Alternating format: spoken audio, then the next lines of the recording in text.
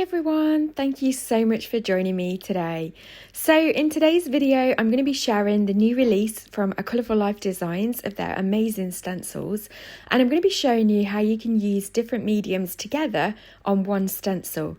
That's going to include some ink blending, using stencil butters, and then adding some accents with Fab Foil over the top.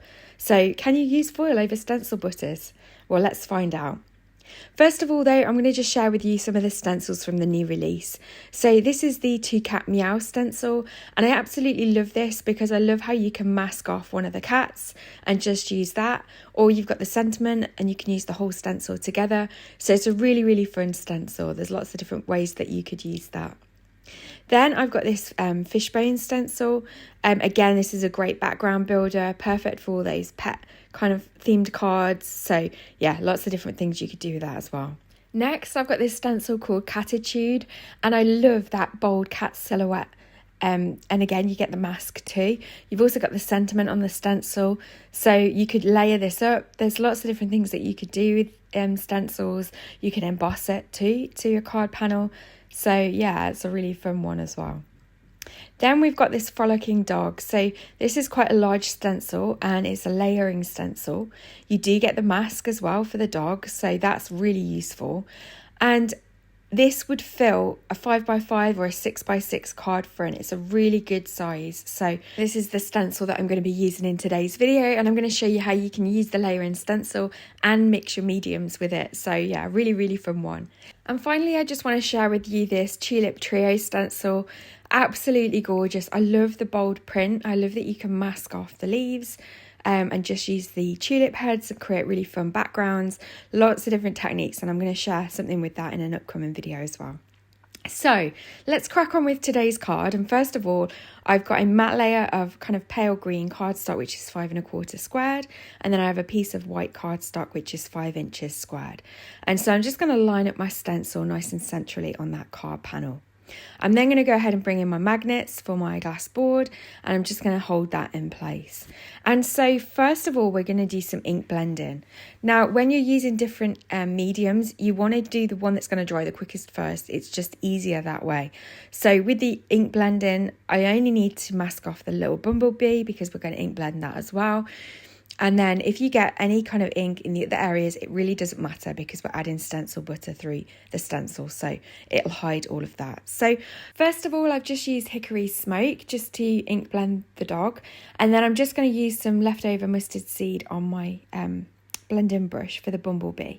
I'm then going to shift the stencil up, and it's really easy to line this up, especially if you focus on the collar and the ears and then the dots on the dog. So that's the best way I found of just lining this up. It's very easy.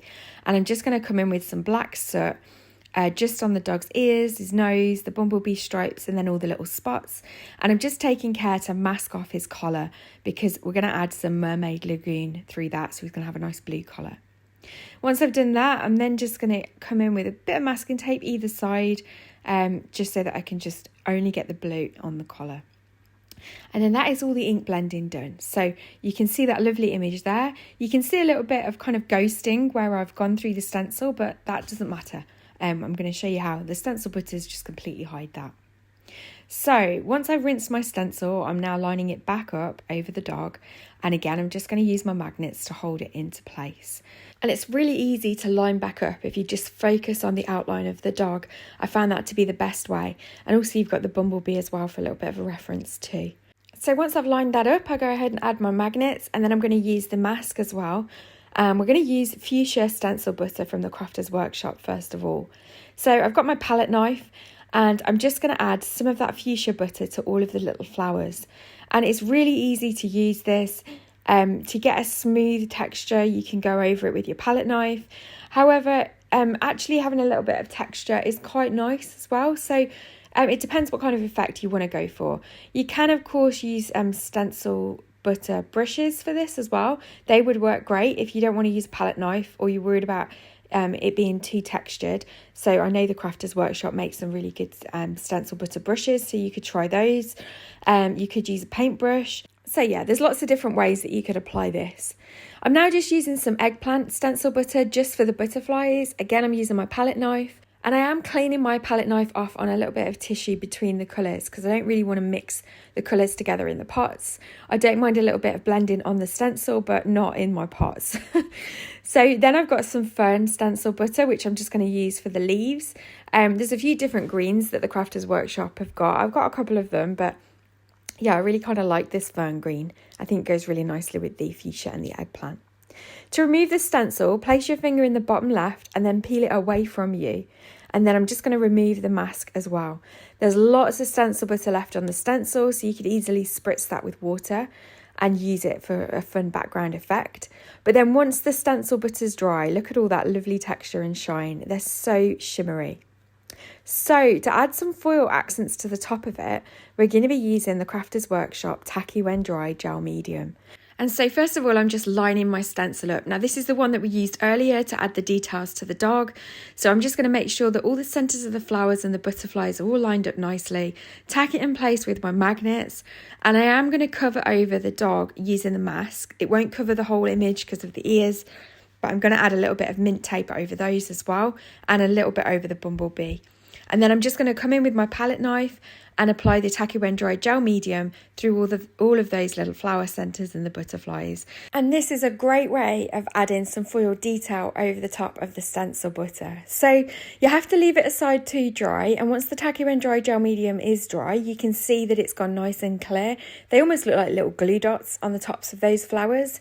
And so I'm going to be using some Wow Fab foil today. I've got gold and teal, and I'm going to be using my scraps. I've got a couple of little bits of foil that I'm going to use, so these are leftover little bits.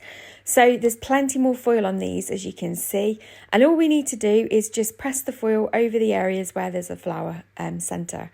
So this is really, really quick and easy. If you miss a little bit, just go back in again with the foil or move the foil sheet around until you've got an area that's got a decent amount of foil left on it. And yeah, really, really quick and easy just to add those foiled accents over the top of your stencil butter. So look at all that shine. It's so, so pretty. So to just finish off the card, I'm going to add a little sentiment that says just for you. That's from the Catherine Paula Every Occasion sentiment stamp set. I'm just going to be using some VersaFine Onyx Black ink just to ink up my sentiment, and then I'm going to stamp that in the top right hand corner. I'm then going to glue it to a matte layer of the pale green cardstock that measures 5 1/4 inches squared. I'm just adding some liquid glue on the back of that, making sure it's nice and centered before I push it down. You do get a little bit of wiggle room with liquid glue, so that's why I like to use it.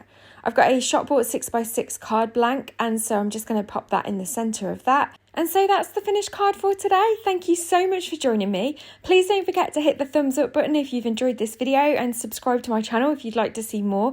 As always, I'll leave all the products that I've used in the description box below and a few close-up photos, and I'll look forward to seeing you in the next video. Take care.